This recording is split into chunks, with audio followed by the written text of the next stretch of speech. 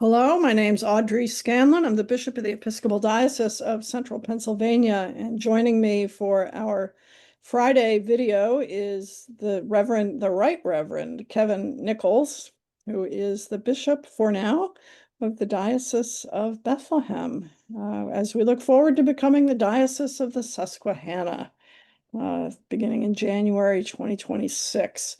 This is our monthly report on the work of our reunification working groups and the Transition Leadership Committee. So Kevin, I know you're going to kick off by talking a little bit about the timeline that we've developed. Yeah, thanks, Audrey. As always, it's so good to be with you. Um, I just completed kind of visits to 8 of our convocations. We do this twice a year. I know that you had 3 Zoom convocation meetings as well, and in those meetings, we shared with folk kind of a discernment of the determination of the bishop diocesan, which is a carryover from our agreement of union. And I always like to remind folk, and I kind of read snippets of it when I was at each of the convocations because it just gives a really strong, I think, framework. So I'm just going to say a few words, remind folk that the agreement of union is what we voted on at convention last year, over 80% in each diocese. And one section was determining a bishop diocesan. And it starts by saying that both Bishops Scanlan and Nichols are committed to a vibrant and stable presence of the Episcopal Church here for the future. And we stated at that point that if reunification were approved in October of 2024, which it was, both current bishops would remain in place through the 2025 transition year, continuing to serve as the diocesan in Central Pennsylvania and Bethlehem. And that's what we've been doing. As the 2 dioceses become one on January 1st, 2026, it will be served by both bishops pastorally, liturgically, administratively. Through their ongoing discernment and mutual decision, one bishop will be presented for election as the bishop diocesan and the other for appointment by the diocesan as the assistant bishop. So I just kind of want to walk through that. That's what we agreed to, and that was the framework. And then we've spent time over these last few months kind of discerning all of that. And so in October of 2025, at our joint convention, we have discerned that Bishop Scanlan will be presented for election as the diocesan, and Bishop Nichols will be appointed as the assistant for the reunified diocese. So this is kind of our plan moving forward that brings us to 2026. And both Bishop Scanlan and Nichols will continue to serve pastorally, liturgically, administratively. And we're just now kind of walking through how we will share our various gifts in the new diocese. And you've been using a term co-bishoping. How we're going to live into that is I think it's going to be for both of us. I think it's such an opportunity for the wider church to have 2 bishops doing this work, very difficult and daunting work at times, but doing it together and modeling that we can do this work together. So that brings us to 2027. In the Agreement of Union, Bishop Scanlan shared that she would be retiring in October of 2027, and at that time, I would be put forward as the provisional bishop. And almost immediately after I begin serving in that role, the standing committee will call for the search and election process to unfold. We know that takes anywhere from 12 to 18 months. That'll lead us into 2029, where we will elect the next bishop of the Susquehanna, and my retirement is scheduled for February of 2030. Do you want to say anything about all that? No, I'm excited about this. I enjoy working with you, Kevin, and I think we make a good team. So the canons note that only one person can be diocesan, and so we had to pick one of us, and I am the short timer, as well as I guess the senior bishop among us, although just barely. So it makes sense for my name to be put forward, and I look forward to continuing to work really closely with you as we live into this new thing. Amen. So, Bishop Audrey, why don't you say a word about a couple of the other working groups and kind of give some updates there? Sure. Bishop Nichols and I have been in a lot of close contact with the Constitution and Canons group. As you may know, we're forming two different sets. The first are called transitional canons, which are a short set of canons that will help us determine who we need to elect to various leadership bodies to serve us as we come together on January 1st. So the transitional canons are very, very important and also rather concise. And I think we're almost over the finish line with those. We're also continuing to work with a committee on what we call the big canons, or the canons that will carry us into our future as the Diocese of the Susquehanna.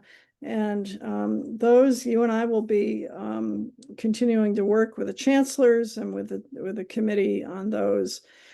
When they're almost baked, if you will, when we think we've got something that's able to be shared, we will be bringing those in Zoom meetings to our diocese with the opportunity for people to read them ahead of time and come with your questions and your comments.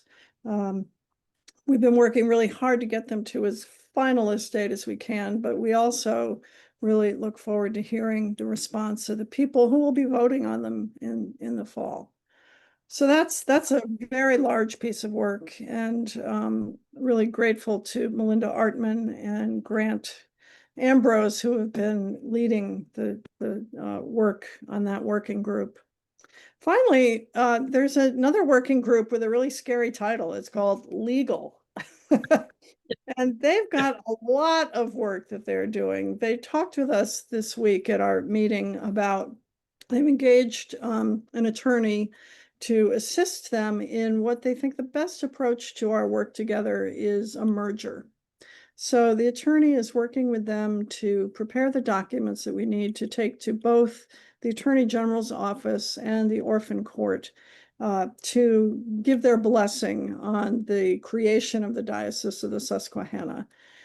Some of this will require our congregations to produce the deeds that they have for their property, if they can find them. If they can't, we'll be doing title searches and deed searches. So that's a bit of a call out for folks to assist us in this process. But that's a lot of work. It is, and we're so grateful to our legal team, and I know they've added new members to the legal team. Yeah, pretty impressive. And then kind of switching gears, I think the other committee that has done so much work, and a lot of it is behind the scenes, and that is our finance working group, who are trying to craft together a budget and stay on target in terms of the schedule for them. Just like the budget that we bring forward to convention every year, they have some deadlines from which they asked for working groups and other entities across both dioceses to give them a sense of what their budget needs were, and to kind of give some justification, so that could be included in the budget process. This goes back to both of the dioceses in preparation. It goes to both of our councils. I believe it's your Council of Trustees is who approves your budget. Our diocesan council approves our budget. So it's a working process. There can be shifts. There can be added needs that are brought in. As we get all the way up to our convocation meetings in the fall when the budget is presented. And it really is a robust kind of work that I'm just so grateful for both of our finance teams who've come together so well. So they're doing great work. Yeah, yeah. We have more than 100 people working on all these committees, right? That's Yeah. cool. All right. Well, listen, there's always time for a fun fact, right? Or a fun question to wrap it up here. In our household, when I was growing up, when it was your birthday, you got to choose what the menu was for dinner. So, Kevin, if it were your birthday and you could have anything for dinner within reason, what would you pick? It's so funny. Just this weekend, I had met with my brother and my sister at a Jack and Jill party for my nephew, and I was asking my sister, what of mom and dad's food do you, still kind of make? What are you holding on to? And she said, well, it's the chicken tetrazzini. That's what she loved. My mother made this chicken tetrazzini that she loved. And the other one was, we called it Nani's chicken. It was my mother's mother's chicken. So I always wanted the tetrazzini, and my sister always wanted Nani's chicken, and we kind of shifted over the years. But I think those were our choices. I don't know what my brother wanted. I don't think we even asked him. That's great. Well, I always picked something that I would not pick today, but I used to always choose meatloaf and and baked potatoes. Oh, Good old stick awesome. to ribs. But today my palate has shifted in my older age, and I'm in love with Mediterranean, but also Middle Eastern cooking. I just love the flavors of that region. So that's a lot of what I cook at home. And Nice. anyway, okay. And it's healthy, healthy. Well, Yeah. cooking tetrazzini and Nani's chicken it is for you. That's good. Which is unhealthy. That's Yeah. right. So I have a prayer to close us. This is a John O'Donohue prayer from his book called To Bless the Space Between Us, which is a collection of blessings for all um, different times in people's life. And this is just the beginning of one of his. It's called For a New Position, which I thought with our reunification it fit. Great. May your new work excite your heart, kindle in your mind a creativity to journey beyond the old limits of all that has always been. May this work challenge you towards new frontiers that will emerge as you begin to approach them, calling forth from you the full force and depth of your undiscovered gifts. And may the work fit the rhythms of your soul, enabling you to draw from the invisible new ideas and a vision that will inspire. Amen. Amen. Thank you. You're welcome. So we will be sending this out to our diocese on the 6th of June, Friday. And it's always good to be with you, Kevin. Likewise. See you soon.